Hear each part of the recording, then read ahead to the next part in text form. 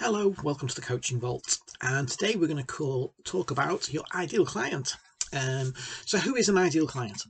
It's a very simple and easy question, quite hard for a lot of people to work it out. Your ideal client is basically the person who gives you the most money for doing the least amount of work. It's that perfect person that we all love to work with. They're a joy to work with. We can do what they want really easily. They love what we do. We love them. They pay us on time. They pay us lots of money, and everything's rosy. And the point is, if you want to work productively and you want to work in a way that suits you better, is less stress for you and gives you, what you want, then we need to be working with as many of our ideal clients as we can. The further away we get from our ideal clients, the more issues, the more problems we have, the more stress we have, and so on and so on. So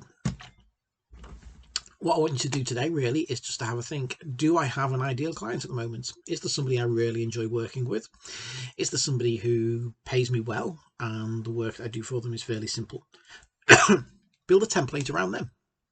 Okay, if you haven't, then I want you to start thinking about who would be the perfect person to work with. What industry would they be in? What job position would they be in? What is their need? What is it they're looking for? And what is it you can deliver to them? And what's the price you deliver to them?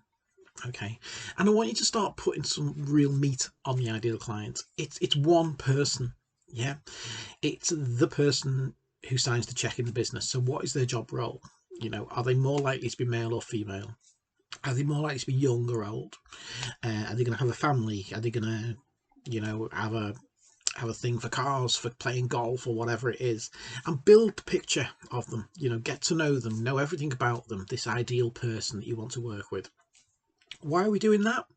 Because the more we get to know them, the more we know about them, the more we know of how to target our approach to them.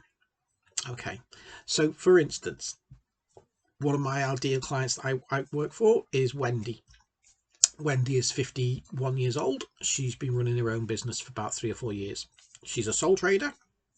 She's good at what she does. She really enjoys it and she's doing well.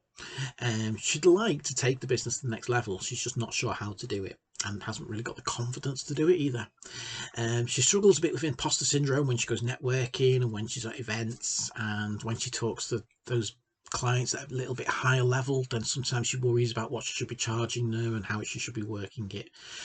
She's not sure how to take staff on. She's not sure whether she needs to do that, whether she needs an office, and she just wants somebody to talk it through with and to build a strategy with. She's married. Her husband works in middle management. She drives an Audi. He drives a BMW. They've got 2 kids. They're both at university, one in first year, one in third year. They have 2 dogs, which they go and walk in the park and up in the lakes as often as they can. And they holiday in the south of France, which is where they'd love to retire when they finish work. So why is all that useful to me? What's the point of that? Well, each Monday when I'm looking at deciding what I'm going to post on social media, what I'm going to write about in my blogs and things, I can say, right, what's worrying Wendy today? What's happening in Wendy's world that's got her worried or is keeping her up at night today? And I'll write about that. I'll write about how I can help to solve those problems. Okay, so I'm writing directly to Wendy.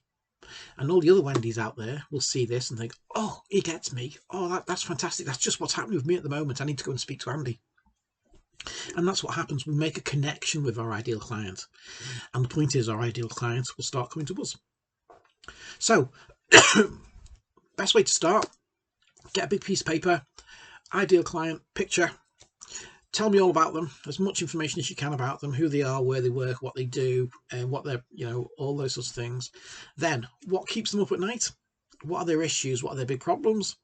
And how can you help to solve that problem? And how will they feel after your intervention?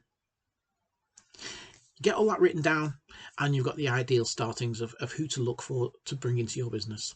The more of that person you can be working with, the better you'll feel, the better it is for your business.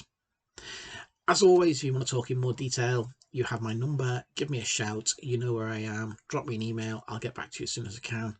Hope that's been helpful. Good luck with it.